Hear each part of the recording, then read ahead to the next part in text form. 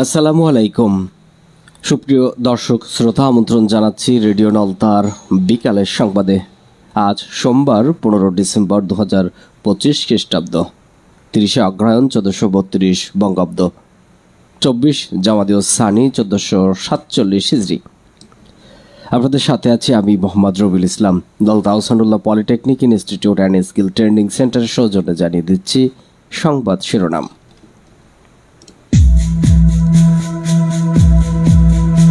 ওসমান হাদিকে নিয়ে উড্ডয়ন করেছে এয়ার অ্যাম্বুলেন্স।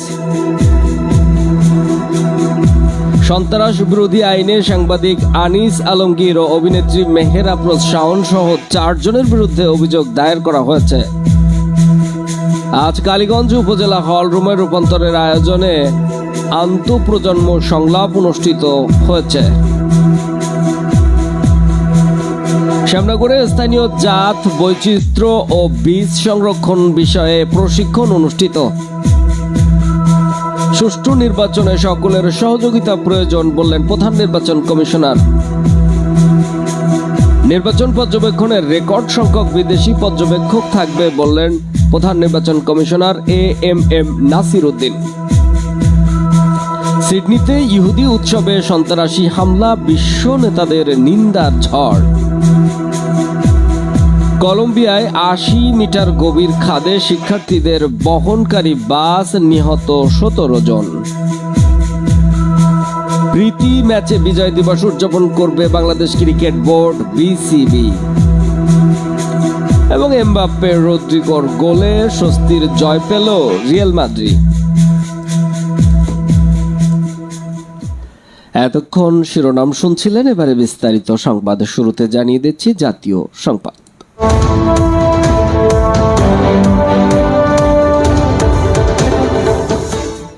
সিঙ্গাপুরের উদ্দেশ্যে ইনকিলাব মঞ্চের মুখপাত্র ওসমান হাদিকে নেওয়া হয়েছে হযরত শাহজালাল আন্তর্জাতিক বিমানবন্দর দিয়ে। ইতিমধ্যে তাকে বহনকারী উড়োজাহাজটি বিমানবন্দর ছেড়ে গেছে। বিমানে সিঙ্গাপুর পৌঁছাতে সময় লাগতে পারে প্রায় 3.5 ঘন্টার মতো। ভেতরে হাদির চিকিৎসার জন্য রয়েছেন 2 জন বিশেষজ্ঞ ডাক্তার সহ নার্স। এছাড়া হাদির বড় ভাই যাচ্ছেন সঙ্গে। এদিকে 2 দিন পেরিয়ে গেলেও কোনো উন্নতি হয়নি হাদির স্বাস্থ্য পরিস্থিতির।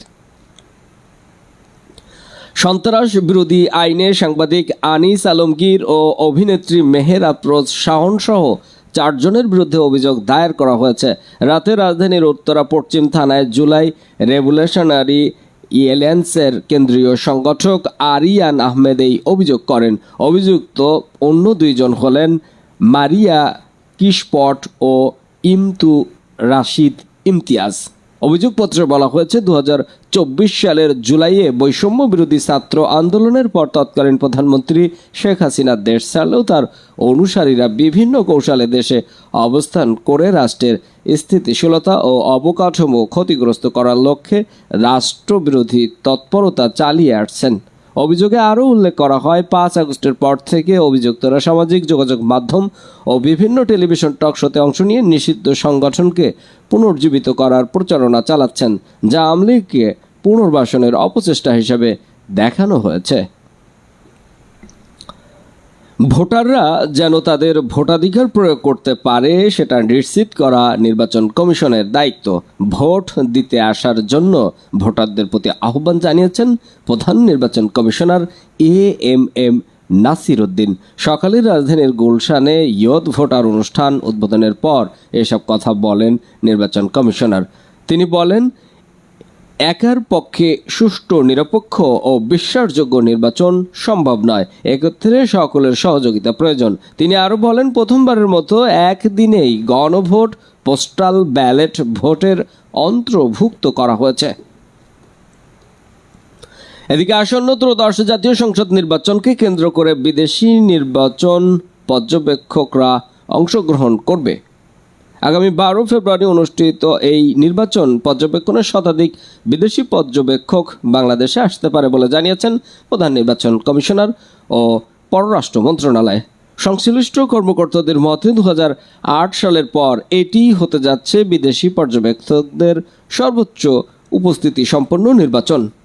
নির্বাচন কমিশন ও পররাষ্ট্র মন্ত্রণালয়ের সূত্র অনুযায়ী ইউরোপীয় ইউনিয়ন, যুক্তরাষ্ট্র ভিত্তিক ইন্টারন্যাশনাল রিপাবলিকান ইনস্টিটিউট IRI ও ন্যাশনাল ডেমোক্রেটিক ইনস্টিটিউট, কমনওয়েলথ সহ একাধিক আন্তর্জাতিক সংস্থা এবারে নির্বাচন পর্যবেক্ষণে যুক্ত হচ্ছে। পাশাপাশি বিভিন্ন দেশ থেকেও আলাদা আলাদা পর্যবেক্ষক দল আসার সম্ভাবনা রয়েছে। এবারে স্থানীয় সংবাদ।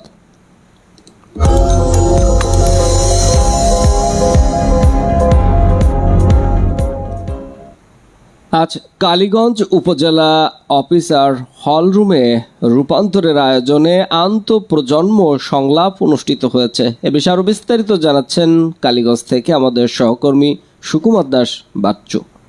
কালীগঞ্জে রূপান্তরের আয়োজনে ও বাংলাদেশ তো কানাডীয় হাই কমিশনের সহযোগিতায় শান্তি, সম্প্রীতি ও সহনশীল সমাজ উন্নয়নে স্থানীয় উদ্যোগ আন্তঃপ্রজন্ম সংলাপ অনুষ্ঠিত হয়েছে।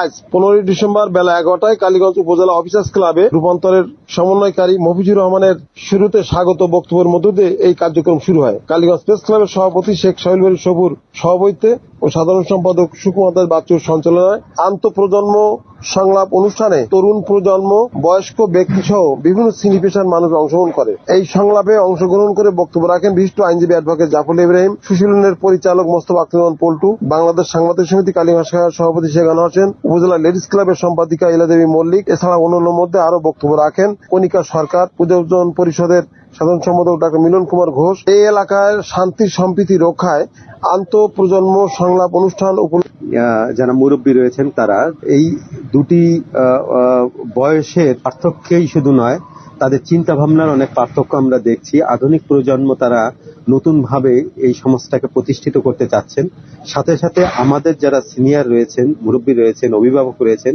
তাদের চিন্তা ভাবনার সাথেও মিল রেখে দুটি প্রজন্মের এই মিলবন্ধনের মধ্য দিয়ে একটি সুন্দর সমাজ গঠনই আমাদের আজকের এই প্রোগ্রামের মূল উদ্দেশ্য। একসাথে কাজ করবে এই প্রত্যাশায় কালীগঞ্জ থেকে সুকুমার দাস বাচ্চু, রেডিও নলতা।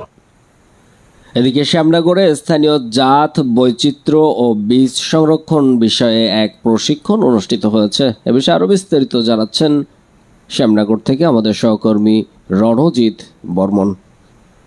শ্যামনগর উপজেলার Dhumghat agro ecological learning centre শাপলা নারী উন্নয়ন সংগঠনের আয়োজনে স্থানীয় জাত বৈচিত্র্য ও বীজ সংরক্ষণ বিষয়ে প্রশিক্ষণ কর্মশালা অনুষ্ঠিত হয়। শাপলা নারী উন্নয়ন সংগঠনের সভানেত্রী অল্পনা রানী মিস্ত্রির সভাপতিত্বে এবং বার্ষিক কর্মকর্তা বর্ষা গাইনের সঞ্চালনায় প্রশিক্ষণের কর্মশালা পরিচালনা করেন বার্ষিকের শিক্ষা, সংস্কৃতি, বৈচিত্র্য ও নগর সমন্বয়কারী জাহাঙ্গীর আলম। এই সময় আরো উপস্থিত ছিলেন নেপালের পার্মা কালচারের প্রতিনিধিবৃন্দ, বার্ষিকের আঞ্চলিক সমন্বয়কারী রামকৃষ্ণ জর্দার, কর্মসূচি কর্মকর্তা বিশ্বজিৎ মণ্ডল, মারুফ হোসেন, পদ্মপুকুর, বুড়িগলিনী, মুন্সিগঞ্জ এবং ঈশ্বরপুর ইউপির অ্যাগ্রো ইকোলজিক্যাল দল নারী সংগঠনের সদস্যবৃন্দ।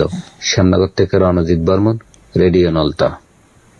আশাশুনি উপজেলায় আজ পরিবেশ ও সুন্দরবন সুরক্ষায় প্লাস্টিক ও পলিথিন দূষণ প্রতিরোধে শিখন ও অভিজ্ঞতা বিনিময় সভা অনুষ্ঠিত হয়েছে। আরও জানাচ্ছেন এ বিষয়ে বিস্তারিত আশাশুনি থেকে আমাদের সহকর্মী GM মুজিবুর রহমান। আশাশুনি উপজেলায় পরিবেশ ও সুন্দরবন সুরক্ষায় প্লাস্টিক ও পলিথিন দূষণ প্রতিরোধে শিখন ও অভিজ্ঞতা বিনিময় সভা আজ বেলা 11টায় youth for the Sundarban Ashashuni officers club মিলনায়তনে আয়োজন করে। রূপান্তরের জেলা সমন্বয়কারী গোলাম কিবরিয়ার সঞ্চালনায় সভায় প্রধান অতিথি হিসাবে বক্তব্য রাখেন থানার ভারপ্রাপ্ত কর্মকর্তা শামীম আহমদ খান।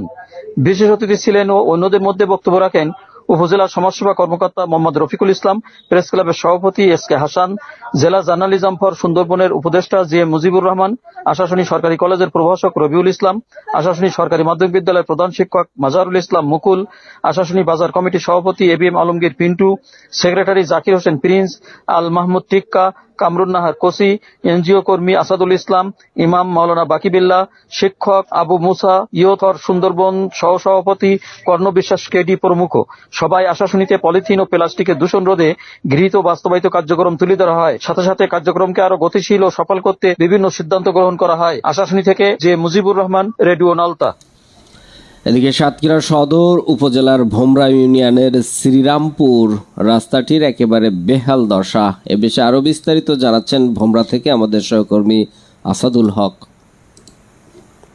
সাতক্ষীরা সদর উপজেলার 6 নম্বর ভোমরা ইউনিয়নের শ্রীরামপুর হায়দান মেম্বারের বাড়ি হতে কয়েশপুর কমিউনিটি ক্লিনিক পর্যন্ত রাস্তাটির বেহাল অবস্থা। রাস্তাটির বিভিন্ন অংশে গর্তের সৃষ্টি হয়, ভ্যান, মোটরসাইকেল, ইজি বাইক সহ কোনো যানবাহন ভালোভাবে চলাচল করতে পারছে না। এলাকার স্কুল পড়ুয়া ছাত্রছাত্রীরা সাইকেলে করে যাতায়াত করতে ব্যাপক অসুবিধা হচ্ছে। স্থানীয় আব্দুর রাকিব, করিম হোসেন, সবুর হোসেন সহ অনেকে জানান রাস্তাটি দীর্ঘদিন যাবৎ পরিত্যক্ত হয়ে পড়ে আছে। এলাকাবাসীর দাবি ঊর্ধ্বতন কর্তৃপক্ষের নিকট দ্রুত রাস্তাটির নষ্ট হয়ে যাওয়া ইটগুলো তুলে পুনরায় নতুন ইট বসিয়ে রাস্তাটির জনচলাচলের উপযোগী করে দেওয়ার জোর দাবি জানান। ভোমরা থেকে আসাদুল হক, রেডিও নলতা।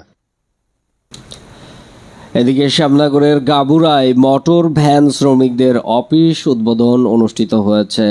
এ বিষয়ে আরও বিস্তারিত থাকছে রণজিৎ বর্মনের পাঠানো রিপোর্টে। বিস্তারিত। শ্যামনগর গাবুরায় হরিশখালী মোটর ভ্যান শ্রমিক ইউনিয়নের অফিস উদ্বোধন। স্থানীয় গণ্যমান্য ব্যক্তি, মোটর ভ্যান মালিক, চালক, এলাকার সহ সাধারণ মানুষের উপস্থিতিতে ফিতা কেটে অফিসটির উদ্বোধন করা হয়। অফিস উদ্বোধনে উপস্থিত ছিলেন প্রধান অতিথি হিসাবে গাবুরা ইউনিয়ন পরিষদের প্যানেল চেয়ারম্যান সংরক্ষিত নারী সদস্য মোসাম্মদ ফরিদা পারভিন। শ্যামনগর থেকে রণজিৎ বর্মন, রেডিও নলতা।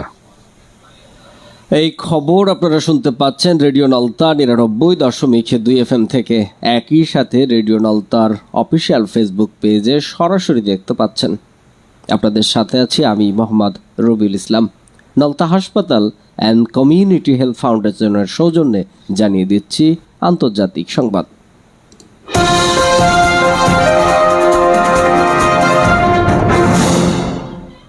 অস্ট্রেলিয়ার সিডনির বন্দাই সমুদ্র সৈকতে ইহুদিদের একটি উৎসবে হামলার ঘটনায় এক সন্দেহভাজন বন্দুকধারী সহ অন্তত 16 জন নিহত হয়েছেন। অস্ট্রেলিয়ার সিডনির বন্দাই বিচে ইহুদি সম্প্রদায়ের হানুকা উৎসব উদযাপনের মধ্যেই হামলা চালায় বন্দুকধারীরা। হামলার সময় ঘটনাস্থলে ছিলেন প্রায় 2000 মানুষ। গত 30 বছরের মধ্যে অস্ট্রেলিয়ায় সবচেয়ে এই ভয়াবহ হামলার কড়া নিন্দা জানিয়েছেন বিশ্ব নেতারা। এদিকে কলম্বিয়ার উত্তর পশ্চিম অঞ্চলীয় এলাকা অ্যান্টিকুয়েনর উপকণ্ঠে একটি স্কুল বাস খাদে পড়ে প্রাণহানির শিকার হয়েছেন অন্তত 17 জন। এই ঘটনায় আহত হয়েছে আরও কমপক্ষে 20 জন। স্থানীয় সময় ভোর 5:45 এই দুর্ঘটনা ঘটে। স্থানীয় গভর্নর আন্দ্রেস জুলিয়ান রেন্দন বলেন, বাসটি ক্যারিবিয়ান শহর টোলু থেকে মেদেলিনের দিকে যাচ্ছিল। শিক্ষা সফরের অংশ হিসেবে অ্যান্টিকুয়েনা হাই স্কুলের শিক্ষার্থীর সমুদ্র ভ্রমণে গিয়েছিলেন। তিনি আরও জানান, বাসটি রাস্তা থেকে পাহাড়ের খাদে পড়ে এই হতাহতের ঘটনা ঘটে। ইউক্রেনের ঝাপোরিজিয়া অঞ্চলে আরও একটি গ্রাম দখলের দাবি করেছে রাশিয়া। দেশটির প্রতিরক্ষা মন্ত্রণালয় এক বিবৃতিতে জানায়, তাদের বাহিনী হুলিয়াপোলের উত্তর পশ্চিমে প্রায় 9 কিলোমিটার দূরে অবস্থিত ভারভারিভকা গ্রাম নিয়ন্ত্রণে নিয়েছে। হুলিয়াপোল শহরটি দক্ষিণ পূর্বাঞ্চলের একটি গুরুত্বপূর্ণ ফ্রন্টলাইন এলাকা। এর আগে গত 1 ডিসেম্বর সামরিক কমান্ডো পোস্টে সফরের সময় রুশ প্রেসিডেন্ট ভ্লাদিমির পুতিনকে বিভিন্ন কমান্ডোর পরিস্থিতি সম্পর্কে অবহিত করেন। এবারে খেলার খবর।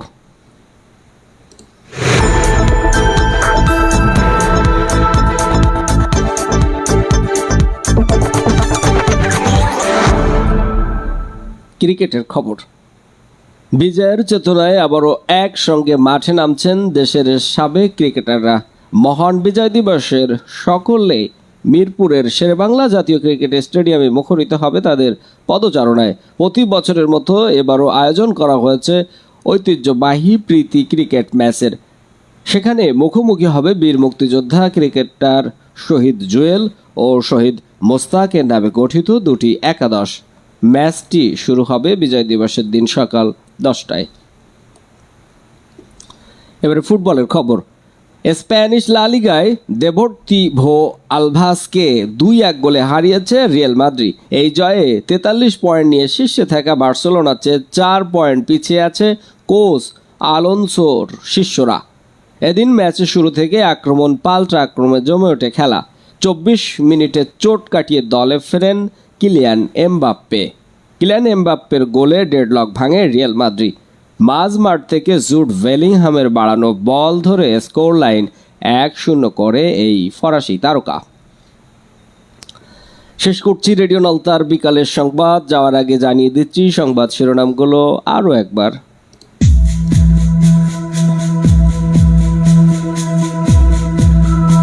ওসমান হাদিকে নিয়ে উড্ডয়ন করেছে এয়ার অ্যাম্বুলেন্স সিঙ্গাপুরের উদ্দেশ্যে। সন্ত্রাস বিরোধী আইনে সাংবাদিক আনিস আলমগীর ও অভিনেত্রী মেহের আফরোজ শাওন সহ 4 জনের বিরুদ্ধে অভিযোগ দায়ের করা হয়েছে। আজ কালীগঞ্জ উপজেলা হল রুমে রূপান্তরের আয়োজনে আন্তঃপ্রজন্ম সংলাপ অনুষ্ঠিত হয়েছে।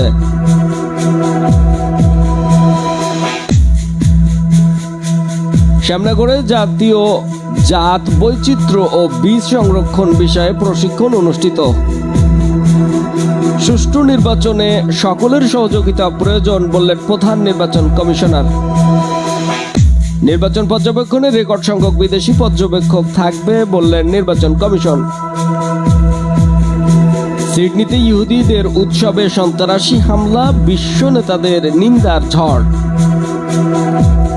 কলম্বিয়ায় 80 মিটার গভীর খাদে শিক্ষার্থীদের বহনকারী বাস, নিহত 17 জন। প্রীতি ম্যাচে বিজয় দিবস উদযাপন করবে বাংলাদেশ ক্রিকেট বোর্ড বিসিবি। এবং এমবাপ্পে ও রদ্রিগোর গোলে স্বস্তির জয় পেল রিয়াল মাদ্রিদ। এতক্ষণ সংবাদ উপস্থাপনায় ও সংবাদ প্রযোজনায় আপনাদের সাথে ছিলাম আমি মোহাম্মদ রবিউল ইসলাম। তথ্য সমন্বয়ে আব্দুল সালাম, সার্বিক দিক নির্দেশনায় মামুন হোসেন। রেডিও নলতার সংবাদ বিশ্বের যে কোনো প্রান্ত থেকে শুনতে ভিজিট করুন www.radionalta.com। এছাড়া সরাসরি ফেসবুকে দেখতে ভিজিট করুন www.facebook.com/radionalta ও ইউটিউবে দেখতে ভিজিট করুন www.youtube.com/radionalta। এতক্ষণ আমাদের সাথে থাকার জন্য সকলকে ধন্যবাদ। আমাদের পরবর্তী সংবাদ আজ রাত 8:30 শোনার আমন্ত্রণ রইল। আল্লাহ হাফেজ।